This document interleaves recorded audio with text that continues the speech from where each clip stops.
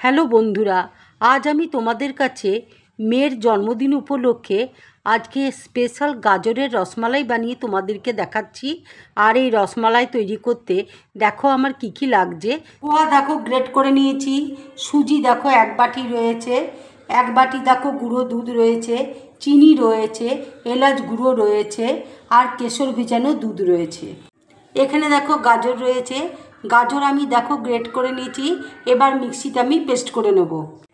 এবার দেখো গাজর আমি মিক্সিতে দিয়ে দিচ্ছি, দিয়ে পেস্ট করে নেব।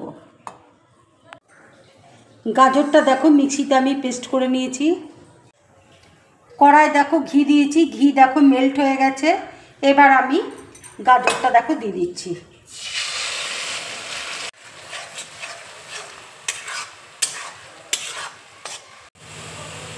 এবার দেখো খোয়া আমি দিয়ে দিচ্ছি।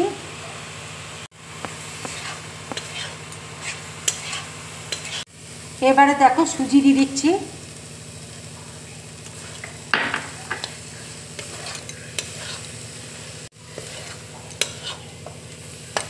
দুধ দিয়ে দিচ্ছি।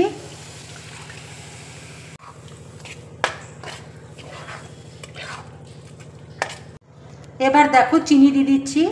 যে যেমন মিষ্টি খাও সেই হিসাবে তোমরা চিনিটা দেবে। আমি এখানে অল্প করে দেখো চিনি দিয়ে দিলাম।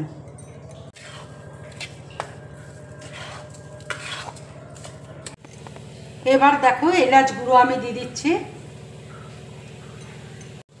এবার দেখো আমি গ্যাসটা অফ করে দিচ্ছি। এবার দেখো গুঁড়ো দুধ আমি দিয়ে দিচ্ছি।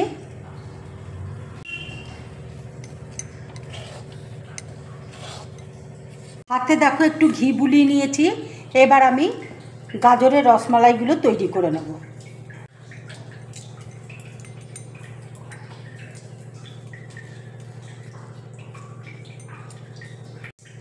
ঠিক এইরকম সাইজের দেখো আমি তৈরি করে নিচ্ছি।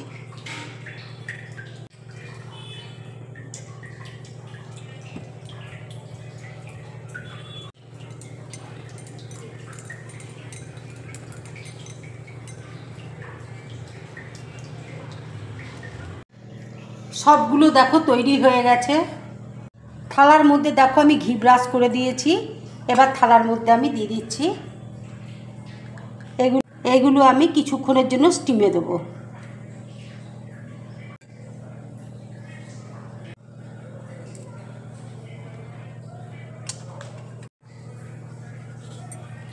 কিছুক্ষণের জন্য দেখো আমি স্টিমে দিয়ে দিলাম।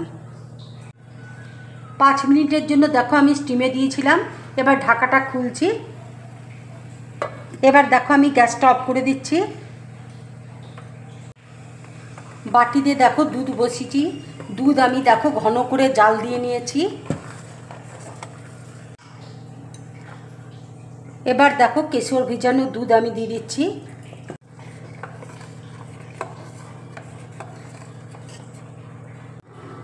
এবারে দেখো চিনি দিয়ে দিচ্ছি।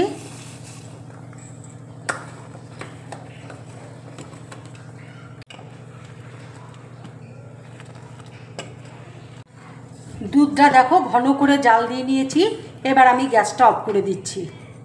এবার দেখো এলাচ গুঁড়ো আমি দিয়ে দিচ্ছি। গাজরের রসমালাইগুলো দেখো আমি বোলের মধ্যে সাজিয়ে দিচ্ছি।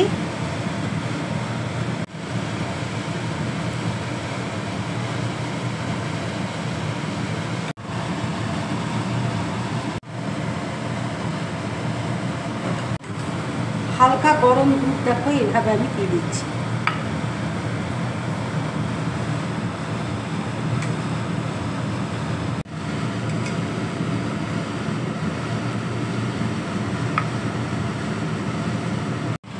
উপরে দেখো কিশমিশ দিয়ে দিয়েছি। এবার আমি কাজু দেখো দিয়ে দিচ্ছি।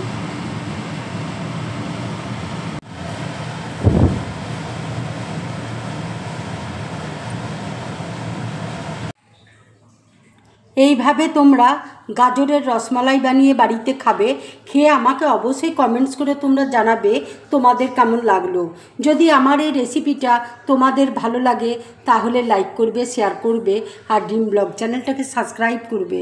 তোমরা বেশি করে কমেন্টস করবে, তাহলে আমার খুব ভালো লাগবে। নমস্কার।